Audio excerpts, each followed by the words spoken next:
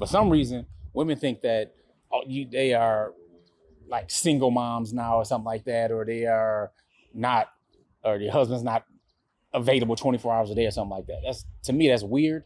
All right, because I'm a husband 100% of the time to my wives. I'm a father 100% of the time to all my children. All right, so you have access to me no matter what.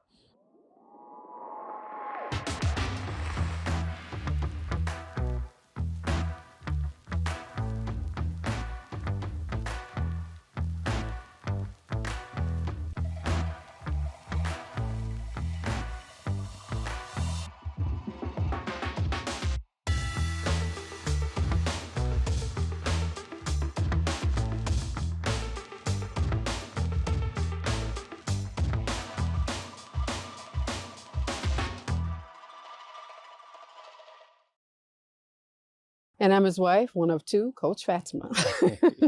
We're the founders of Outstanding Personal Relationships, as well as the authors of the book, Let's Talk Polygamy Uncensored.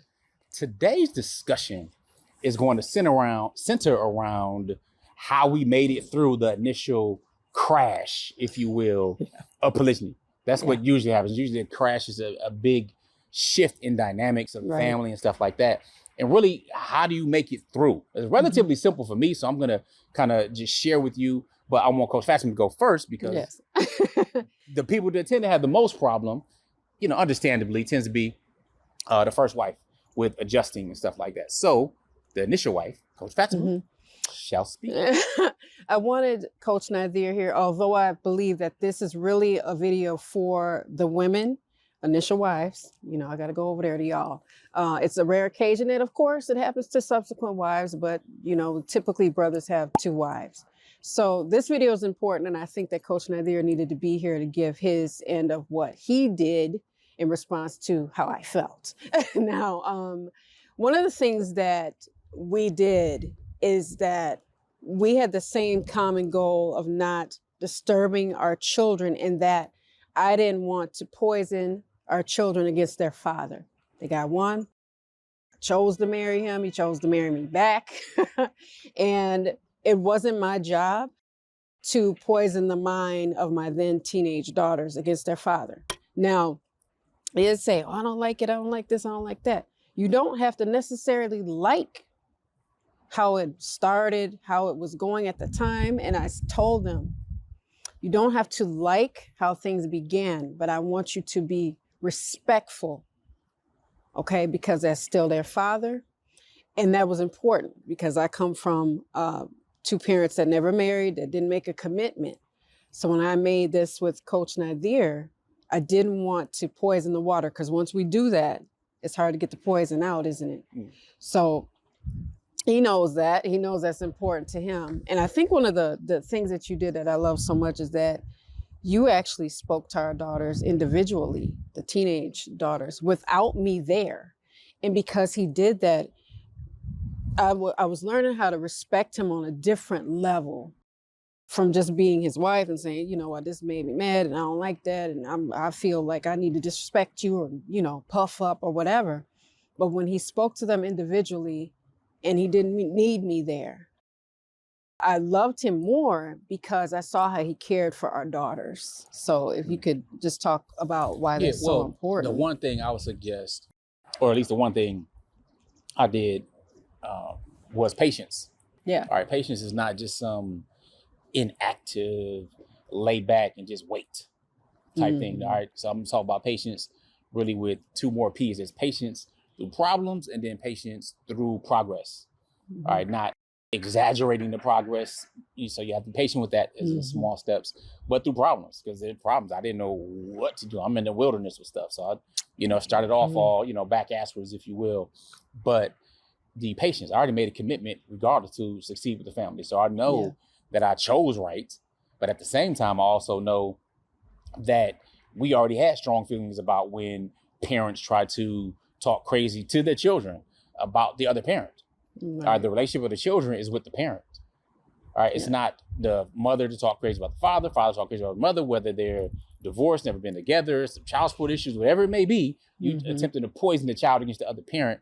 That's just, it's nonsensical. And it's, it can be at the level of being evil even. Yeah, All right. very And it doesn't do you divisive. any well, because these children are going to grow up and make their own decisions and look. And if they see you and you get exposed as a fraud, because time is going to promote you or expose you, then they will definitely form their own opinions and will likely be against the person who tries to poison them against their other parent. Again, that's their own personal relationship. So I already knew that I'm committed. We have, similar goals and a vision for my children and family. So that wasn't of the thing, but I had to be patient with the attitude, the shift, the change, the feelings, the emotions, the roller coaster with that, knowing that as long as I'm being who I am and demonstrating that I'm still here and reassuring and so on, that eventually will show her that. Whether she chooses to believe it or not is really kind of up to her, but I didn't have the tools that we now share about how to accelerate that process.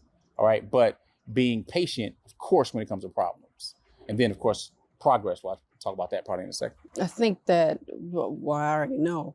One of the things that Coach Nazir did, because I was actively not texting, not calling. He called me, I'm going to pick up. I'm going to pick the phone up. He texts me, I'm going to text him back. But I was actively not seeking his aid because I'm like, I got to do this by myself. I don't know what he's doing. I don't know his life anymore. I told him that I don't know your life anymore. And he was like, you do know, you know it to a certain degree, but I didn't. I was new to this. He was new to this. And I thought he was so educated in polygyny that I was like, he knows what's going on across the board. I didn't. I felt like the one that had the learning disadvantage.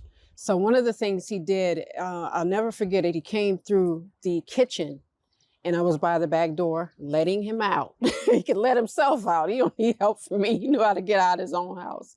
But something he said that stuck with me for the past almost 14 years now. He said, well, it's been 14 years. He said, I'm still available to you all. And I wasn't expecting him to say that, although in the back of my mind, I'm like, look, if we need him, he here, he always been here. And that was powerful. So when men make a commitment and speak it versus us going, I wonder if he's still committed to this family. It gave me some sense of security and reassurance because he said it and it was not provoked by me verbally, but he knew I wasn't calling as much and I wasn't texting. And I'm like, let him live his life. Let him do his thing, and I'll be here with kids, until, in my mind, I'm thinking until. But that's probably one of the most powerful statements he made in the past 28 years of our marriage was, I'm still available to you all. So he's saying, call on me. So that commitment is important. Right. Again, that's part of that patience through progress, because for some reason, women think that they are like single moms now or something like that, or they are not, or their husband's not available 24 hours a day or something like that. To me, that's weird. All right. Because I'm a husband 100% of the time to my wives. I'm a father 100% of the time to all my children. All right. So you have access to me no matter what. So sometimes you get women that, well, she calling my night, she do this, she does that, all that stuff. First, as a man, you need to be setting rules and regulations and boundaries and stuff like that. However, you as the man need to be the one doing that.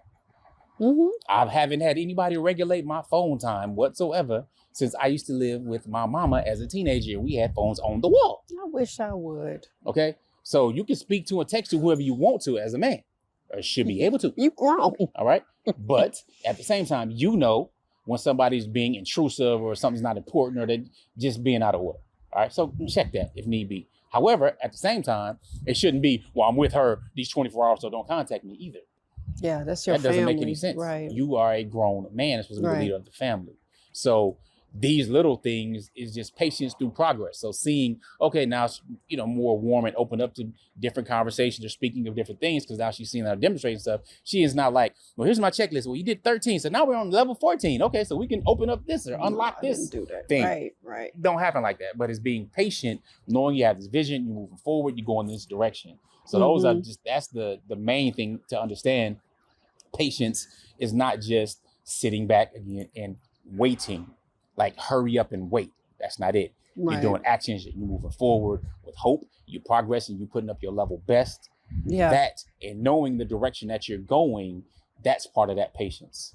Yeah. That's what I did more than anything before really getting into the nitty gritty of knowing how to do it and step up my leadership, which caused things to accelerate. I think speaking to Coach Nazir was saying, it's weird when women think of that.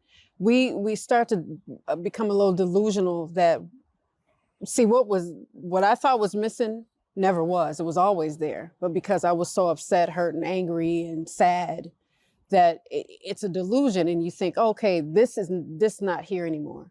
But because time is important, and the sharing of time is paramount to this being successful, this being polygyny, women tend to say, well, I don't have time anymore because there's another woman. No, you might think that, but is that the reality? So it's very important to understand that the things you think are missing because of polygyny, he was always there. So for me to go, he don't here no more, that was something that I had to look inside myself and say, okay, you deal with your abandonment issues, because now you think this is an abandonment issue. And my grandmother, my late grandmother, told me, she said, he coming back tomorrow. I remember her yelling it in the phone. She was like, God, he coming back tomorrow. Like, girl, why would you think you abandoned and he coming back? She knew the schedule. She was understanding of the schedule, and she wasn't Muslim. So that's important. I like that you said it, and he said it to my grandmother in a private conversation. She said, well, he said he ain't going nowhere. I said, well, that's great. How do we do this other stuff then? How do I deal with this other stuff? So alhamdulillah, patience. And just really quickly, patience is important, because I think as wives, our husbands have to be patient with us, and we have to be patient with them and understand that they don't have it all figured out, ladies. They don't have it all figured out. So you're not going to get this overnight success when somebody's still learning what to do, and it's something they've never done before. Yeah, for real, 100%. Yeah. You know, it's making sure you're committed, and that you are working on yourself. You're doing that growth work. You're not just waiting around, hoping and wishing and all that kind of stuff, but you're moving forward. So you're tying your camel and trusting in Allah. So that's all I have to really give as some gems. Prayerfully, you got some good stuff out of it, because reflecting on it, patience is very, very important, especially to deal with the different dynamics of polygyny. That's one of the reasons we created the Polygamy Masterclass program, to help people dive deeper into that. And also the book. So if you don't have some resources, no excuses. Excuses are nothing but poor reasons to be useless anyway. They're not serving you. So if you made it this far in the video, I want you to comment below. Respect the process. Put respect the process in the comments below. Let us know you watched the entire video. Feel free to share it, because of course sharing is caring. Indeed. So again, put respect the process. We appreciate you. And if you don't have the resource but you want some, outstandingpersonalrelationships.com. That's where we at. With that being said, remember, wish changes nothing, but a decision changes everything. So with GLC, we will say, make sure you're growing intentionally, loving fearlessly, and connecting on a higher level every single day. Assalamu alaikum. Peace. Peace.